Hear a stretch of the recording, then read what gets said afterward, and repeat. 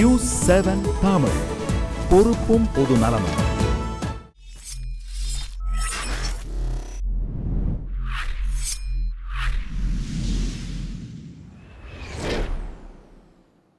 வணக்கம் நேயர்களே, நேத்தியடி நிகழ்ச்சி மூலமாக மீண்டும் உங்களை சந்திப்பதில் மிக்க மகிழ்ச்சி. நான் செந்தில்.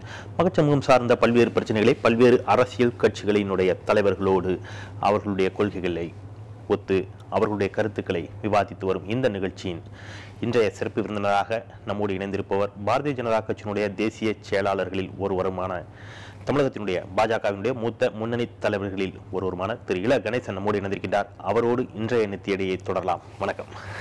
வணக்கம். வணக்கம்.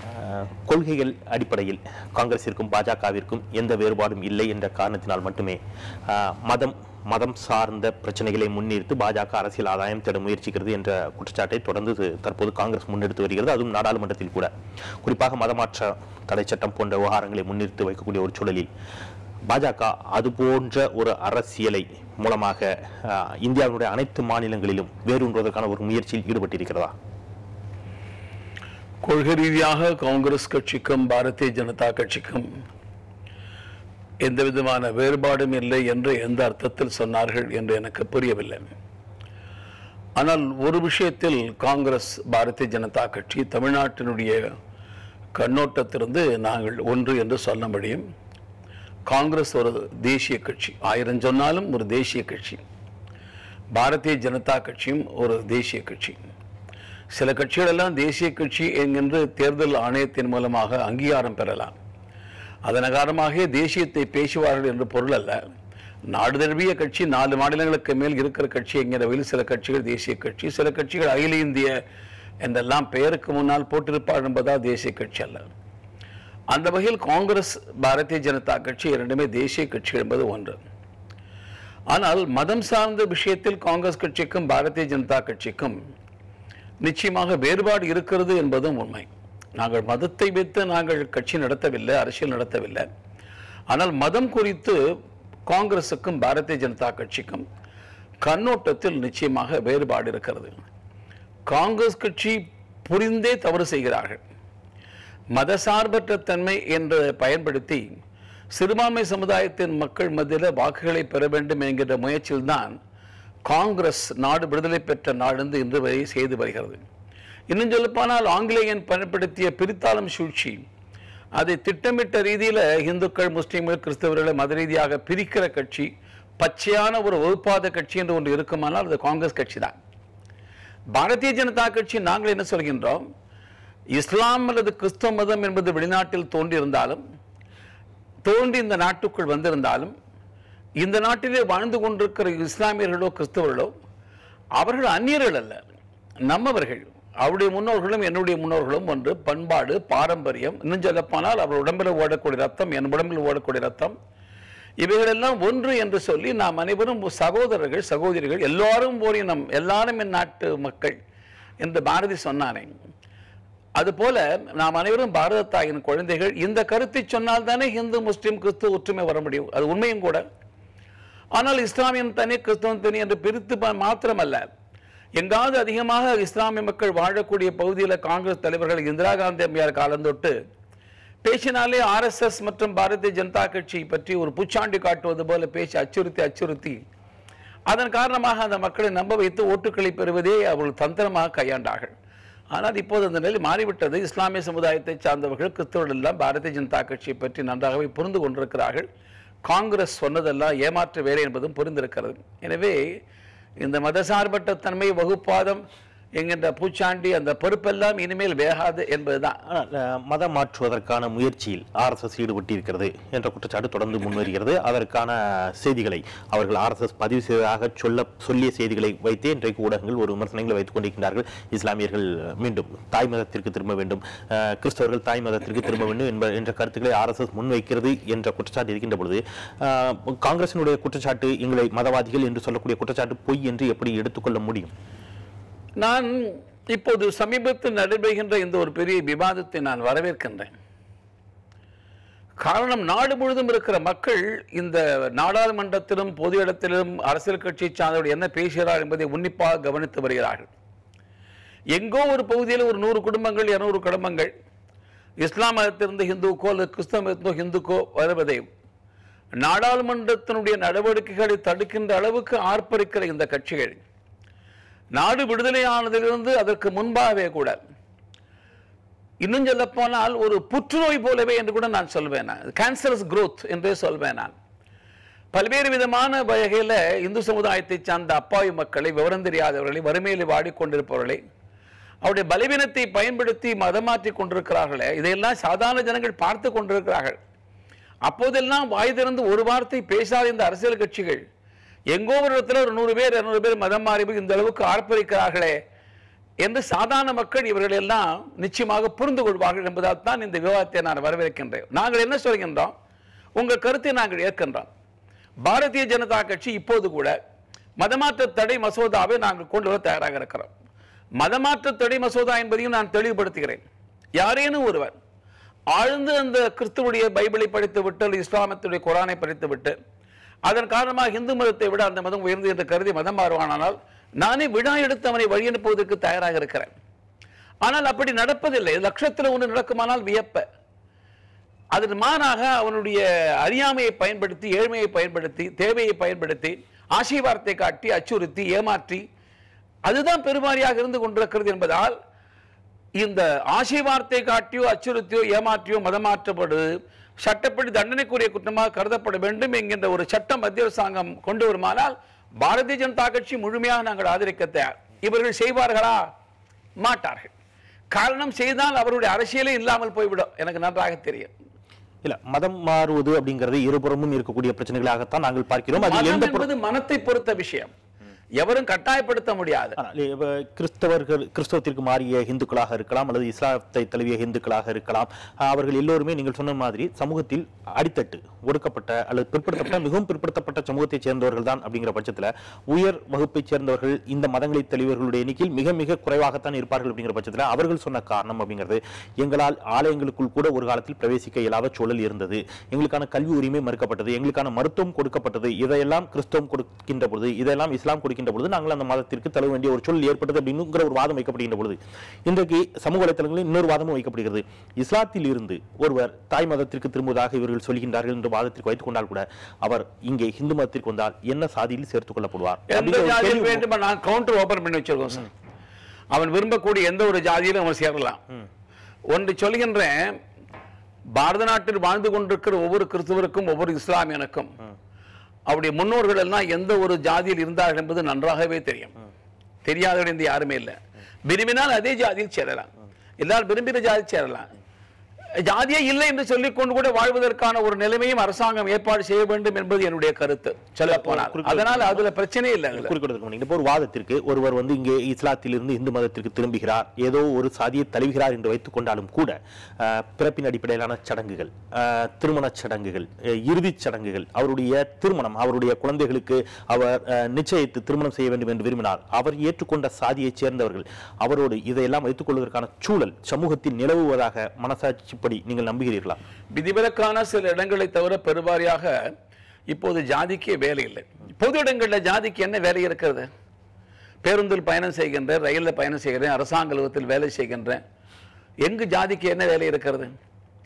ஜாதி என்பது இப்பொழுது எந்த அளவுக்கு இருக்கிறது என்று சொன்னால், பொதுவாக வீடுகளில் திருமணம் என்று வரும்பொழுது தனக்கு உற்ற உறுதுணையாக தனக்கு தெரிந்த இடத்துல இருக்க வேண்டும் என்று விரும்புகிறார்கள். அதிலும் கூட இப்போது கல்வி வசதி அல்லது பொருளாதார வசதியை ஒட்டி கொஞ்சம் கொஞ்சமாக சில இடங்கள்ல இயற்கையாகவே, கட்டாயப்படுத்தப்பட்ட அல்ல, இயற்கையாகவே வேறு சமூகத்தை சார்ந்தவனாக இருந்தாலும் கூட மனம் ஒப்பி திருமணம் செய்வது, காதல் திருமணம் என்பது வேறு. அப்படியே விரும்புகின்றவர்களை பெற்றோர்கள் அனுமதியோடு கூட திருமணம் செய்து வைக்கின்ற, ஜாதி வேறுபாடு பார்க்காமல் வேறு ஜாதியை சார்ந்த திருமணம் செய்ய பழக்கம் கொஞ்சம் கொஞ்சமாக இப்போது இயற்கையாக வருகிறது. அது படிப்பின் காரணமாக, சமூகத்தில் ஏற்படும் மாற்றத்தின் காரணமாக வந்து கொண்டிருக்கிறது. அதில் எந்த விதமான பிரச்சனையும் வராது. வேறொன்று எங்கு பிரச்சனை வருகிறது என்றால், அரசாங்கம் இப்போது சமுதாயத்தில் சில சமுதாயத்தை பின்தங்கிய சமுதாயம் அல்லது மிகவும் பின்தங்கிய சமுதாயம் அல்லது தாழ்த்தப்பட்ட சமுதாயம் என்று கருதி சலுகைகள் வழங்கும் பொழுது அவர்களுக்கு இந்த ஜாதி குறிப்பிட வேண்டியிருக்கிறது. அதற்காக அந்த ஒரு அம்சத்தில் தான் ஜாதி என்னமும் ஒட்டி கொண்டிருக்கிறது என்று நான் கருதுகிறேன். அதில் எந்த ஒரு பிரச்சனையும் இல்லை. அவர்கள் என்ன அரசாங்கத்திற்கு சொல்ல செய்வார்கள். இதில் எந்த விதமான சமூக பிரச்சனையும் குழப்பம் வரும் என்று நான் கருதவில்லை. இப்பொழுதும் கூட இடதுசாரி கட்சிகளாக இருக்கட்டும், பிற தலித் இயக்கங்களாக இருக்கட்டும், இங்கே வைக்கக்கூடிய வாதம் அப்படிங்கிறது இளவரசன் திவ்யா விவகாரமாக இருக்கட்டும், திண்ணியத்தில் மனிதன் வாயில் மனித மலத்தை திணித்தது, இது போன்ற கொடுமைகள் எல்லாம் இந்த 21ஆம் நூற்றாண்டில் நடைபெற்ற விவகாரங்களாகவே இருக்கின்ற பட்சத்தில் பாஜக இதெல்லாம் ஏதோ கிமுவில் நடைபெற்றது ஏற்படுத்த முயற்சிப்பது எப்படி அப்படிங்கிற தமிழ்நாட்டில் 1967ஆம் ஆண்டு தொடங்கி திராவிட இயக்கங்கள் ஆட்சிதான் நடந்து வருகிறது. ஆனாலும் கூட தமிழகத்தில் இன்றைக்கும் இது போன்ற கொடுமைகள் நிலவுகிறது என்றால் ஆட்சியில் இருப்பவர்கள் பதில் சொல்லியாக வேண்டாம்.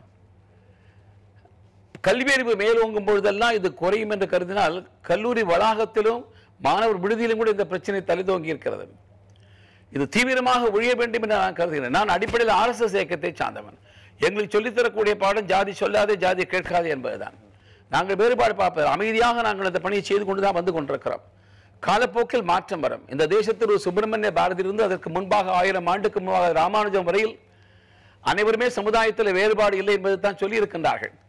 ஆனாலும் அதில் ஓங்கி பேசுவதாக சொல்லிக் கொண்டிருக்கிற திராவிட இயக்கங்கள் ஆட்சியில் இருந்த போதும் கூட இன்னமும் தமிழ்நாட்டு நிலவுகிறது என்றால் இந்த குற்றச்சாட்டு அவருடைய எதிர்த்து தான் நீங்கள் சொல்ல குற்றச்சாட்டாக கருதினேன் ஒழிய இது சமுதாய தலைவர்கள், மத தலைவர்கள் இவரெல்லாம் சேர்ந்து மக்கள் மீதில் பிரச்சாரத்தை மேற்கொள்ள வேண்டும். இந்த மாற்றம் வந்தாக வேண்டும். என்னை பொறுத்தவரையில் எனக்கு எந்த விதமான வேறுபாடும் நான் கருதுவோம் அல்ல, கருதக்கூடாது என்பது என்னுடைய கொள்கை.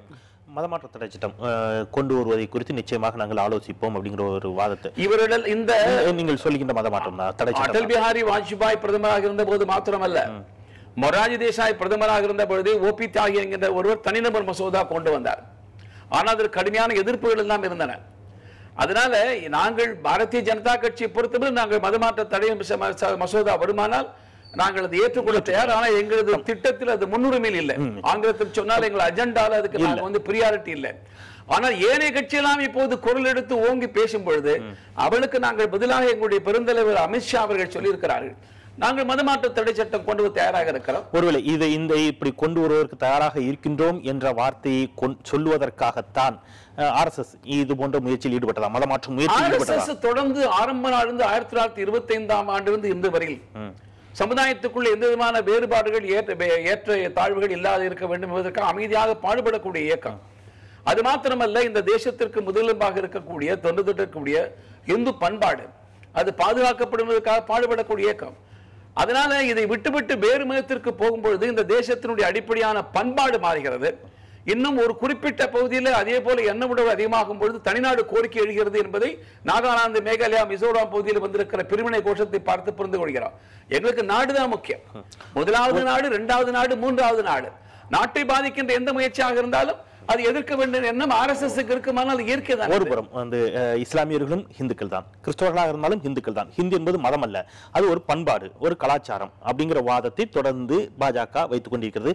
பாஜக மகாகவி சுப்பிரமணிய பாரதியாரே பேசியிருக்கிறார், இந்த நாட்டுக்கு பேர் இந்துஸ்தானம், அதனால் இந்த நாட்டிலே எந்த மதத்தை சார்ந்தவனாக இருந்தாலும் அவனும் இந்துதான். இன்னொரு வகையில் சொல்ல வேண்டுமானால் பாரத ஜாதி, நாம் அனைவரும் இந்த பாரத ஜாதி சார்ந்தவர்கள் எந்த மதமாக இருந்தாலும் இந்த இரண்டு வார்த்தையுமே மகாகவி சுப்பிரமணிய, அதாவது இந்த இடத்தில் ஹிந்து என்பது மதத்தை குறிக்கிற வார்த்தை அல்ல.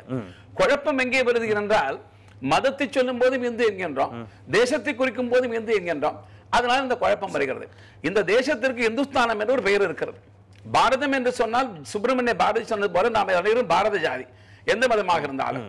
இந்த தேசத்துக்கு இந்துஸ்தானம் என்று இருக்குமானால் இந்துஸ்தானத்தினுடைய பிரஜைக்கு பேர் ஹிந்து என்கிற அர்த்தத்தில் பாரதி சொல்கிறார் அனைவருமே ஹிந்து. மதம் வேறு, இது அந்த அடிப்படையில் இனம் என்கின்ற அடிப்படையில் நாம் அனைவரும் ஹிந்து இனத்தை அப்படி அது எடுத்துக்கொண்டால், அது சரி என்று எடுத்துக்கொண்டால் அவர்கள் இஸ்லாத்திலேயே இருந்து விட்டு போவதில் என்ன பிரச்சனை? ஆட்சேபம் இல்லையே. இல்ல 1967களில் இருந்தே நாங்கள் அதை செய்து கொண்டிருக்கிறோம். என்னை பொறுத்தவரையில் ஒருவன் எந்த மதத்தை பின்பற்ற வேண்டும் என்பது அவன் முடிவு செய்ய வேண்டிய விஷயம். அதுல எந்த விதமான உரிமையும் இந்த தேசத்தில் இருந்து ஒரு வாதத்திற்கு வைக்கிறேன். ஆனால் ஏமாற்றி கட்டாயமாக மதமாற்றப்படுகின்றார்கள் அல்லவா, அது தடுக்கப்பட வேண்டும் என்று நான் கருதுகின்றேன். ஆனால் ஒருவன் ஒரு மதத்திற்கு போன பிறகு ஏதோ ஒரு காரணத்திற்காக அவன் விரும்பித்தான் மீண்டும் நான் திரும்ப வேண்டும் என்று விரும்பினார் என்றால் அதற்குண்டான ஏற்பாடு செய்வதற்கும் அமைப்பு இருக்கிறது, தவறில்லை. மதம் மாறுவதற்கு எப்படி சுதந்திரம் இருக்கிறதோ அதே போலவே மதம் மாறி போன ஒரு நேரத்தில் உணர்ந்து மீண்டும் ஹிந்துவாக வர வேண்டும் என்று விரும்பினார். அதற்காக அந்த உரிமை இந்த தேசத்தில் அதற்கு அதைத்தான் சொல்கின்றேன். ஒருவன் எந்த மதத்தை பின்பற்றுவதற்கான உரிமை அரசாங்கம் அந்த உரிமையை தந்தாக வேண்டாம். அதற்கு 5 லட்சம் 2 லட்சம் என்று விலையை நிர்ணயிப்பது ஏற்புடையதா? அதெல்லாம் ஊடகத்தில் வந்திருக்கிற செய்திகள், அதெல்லாம் தவறான செய்திகள். அப்படிலாம் வந்து அதுக்கு பேர் மதமாற்றம் என்ற பெயர் இல்லை. நான் அதை ஏற்றுக்கொள்வதில்லை. அந்த மாதிரியான அந்த செய்திகளும் தவறான செய்திகள்.